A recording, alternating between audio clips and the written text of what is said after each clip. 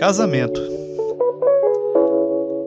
Casar é termo doce na boca de jovens cristãos, pois o tema é antigo.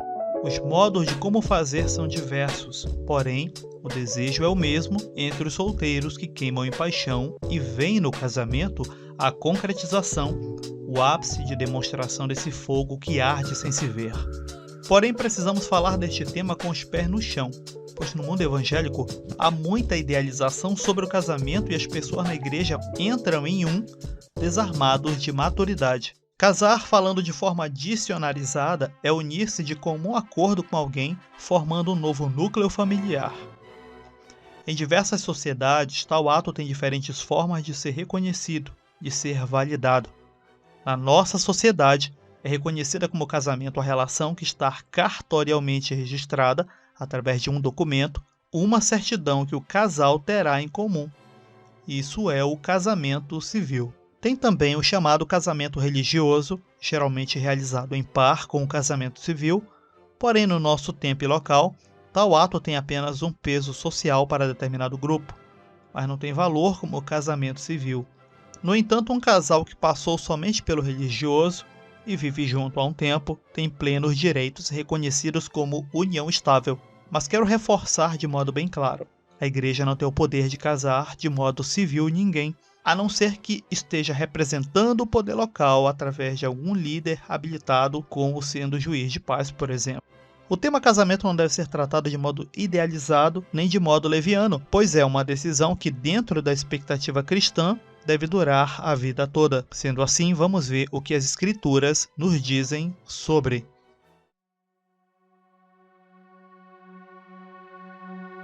Uma das primeiras citações ao que é um casamento é Gênesis 2:24, onde diz: "Por essa razão, o homem deixará pai e mãe e se unirá à sua mulher e eles se tornarão uma só carne." Inclusive, parafraseando esse princípio, o próprio Jesus cita sobre o casamento em Mateus 19:6 que o que Deus uniu, não separe o homem. Passagem, inclusive, muito usada para, a partir daí, criar toda uma mitologia sobre o casamento no meio evangélico e como Deus une pessoas. Como assim mitologia? Bem, são crenças que são bem evidentes no meio dos jovens solteiros que aspiram casar. Coisas como: Deus escolhe o cônjuge, bastará até que essa pessoa seja trazida pelas circunstâncias. Daí então temos outras crenças relacionadas a casamento, como um tipo de predestinação, presentes em frases como: se você namora alguém sem a intenção de casar com ela, está namorando a esposa ou esposo de alguém, passando a ideia de que aquela pessoa já está predestinada a alguém. Sei que os que usam de tal frase irão dizer que não é predestinação, mas se tem uma certeza é de que bíblica esta frase também não é. É muito mais espírita do que cristã. Aquela velha história de almas gêmeas. Outros mitos sobre casamento são até clichês, como a questão da pessoa certa, o que acaba sendo parecido com a tal da pessoa predestinada. Não digo que não há uma pessoa certa, mas não confunda isso com predestinação. Antes, construa uma relação onde ambos honrem a escolha mútua de ser a pessoa certa todos os dias, um para o outro. Sim, o conceito de pessoa certa é isso. Para não estender demais essa parte sobre mitos de casamento, precisamos tocar nas famosas profecias para casamento, onde pessoas acabam tomando uma das decisões mais importantes da sua vida, a de casar, baseado na opinião de terceiros que simplesmente não terão responsabilidade pelo que virá a ocorrer com esse casal formado a partir de tal profecia. Não temos na Bíblia, principalmente no que diz respeito à igreja, o Novo Testamento, nada do tipo, onde alguém casou orientado por alguma profecia que dizia com quem, quando e até onde casaria. Qualquer pessoa que pratique tal tipo de profecia pode até fazer isso bem intencionada, deve ser rejeitada como charlatã.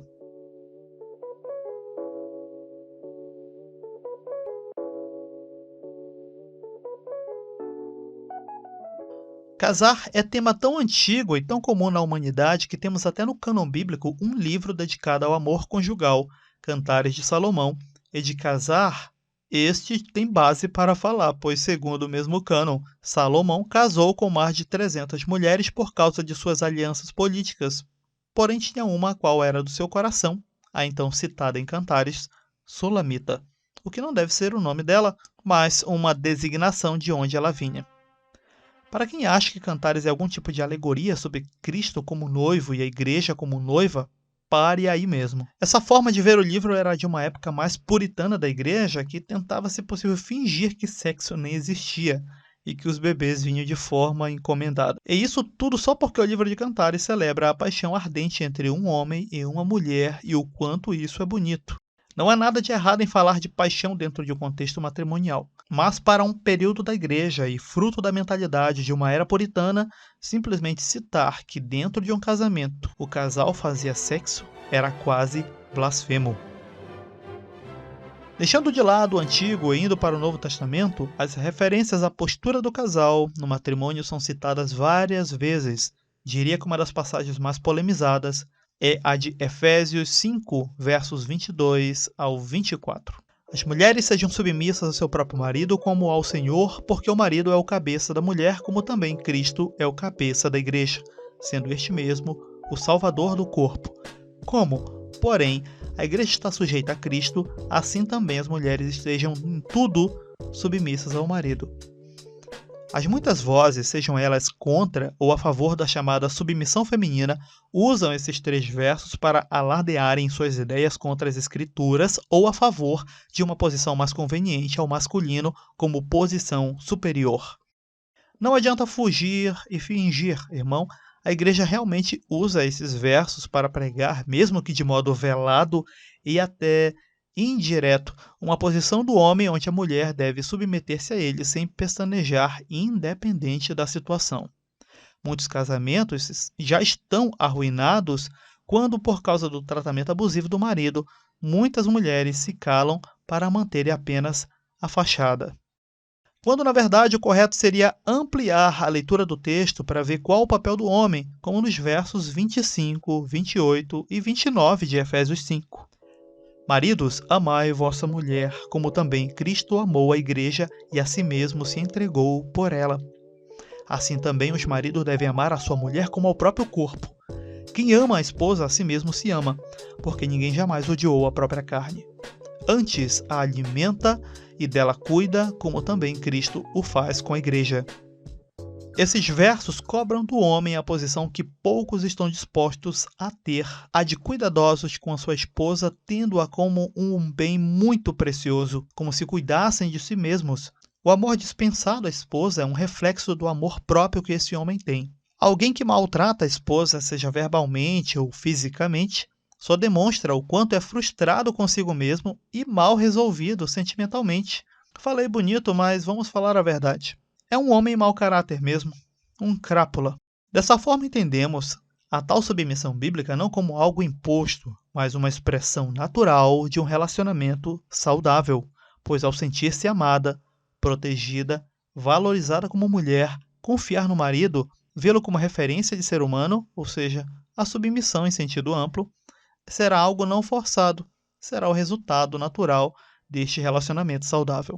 Assim como Cristo é o cabeça da igreja, pois a ama ao ponto de sacrificar-se por ela, o marido passa a ser o cabeça da mulher na medida em que ele for parecido com Cristo nas atitudes. Não há o que cobrar da mulher no sentido de respeito para com o marido ou de submeter-se a ele quando ele não se parece em nada com Cristo, mas com seu inimigo. Ou seja, essa submissão da mulher citada em Efésios não deve vir da força do compromisso, obrigando-a a baixar a cabeça só porque um documento diz que aquele homem é seu marido, mas deve vir naturalmente da intimidade, do conforto que ela encontra nesses braços, de modo que ele tenha a sensação de lar.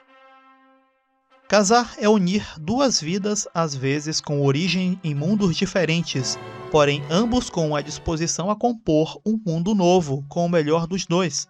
Casar é entender que não terá sexo todos os dias, mas sim um parceiro, uma parceira sempre ao lado.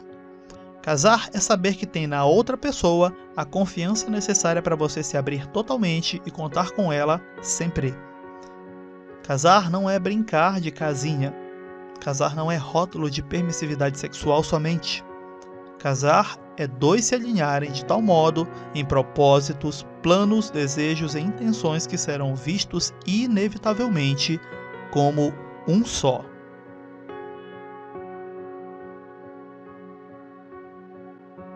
Bem, é isso, meus irmãos. O tema casamento é extenso. Eu mesmo não posso dizer que tenho anos de experiência casado, mas aprendo bastante com os acertos e, infelizmente, com os erros das pessoas próximas, inclusive irmãos na fé. Eu digo também que você não deve comprar qualquer discurso sobre casamento que seja muito purista na internet, fuja e que esteja fugindo, né, da simplicidade que é em Cristo. Nós temos muitos canais, pregações sobre casamento aqui no YouTube, nas plataformas de streaming, porém eu te garanto que nem todos estão de fato preocupados em te ensinar alinhado com as escrituras, mas sim com um purismo religioso, né, às vezes até forçando você a encerrar o seu casamento porque você, por exemplo, já separou-se em um primeiro e está em um segundo casamento. Gente, isso é de uma falta de ética e de noção exacerbada, né? Nem chega sequer a ter amparo bíblico para tais atitudes. Cuidado com esse purismo que só destrói lares, né? Infelizmente tem muitos aqui. Que Deus te abençoe a sua família, te faça caminhar bem junto de quem você escolheu para ser um. Aqui se despede seu irmão David Brito. Até um próximo minicast na Escola de Bereia. Graça e paz.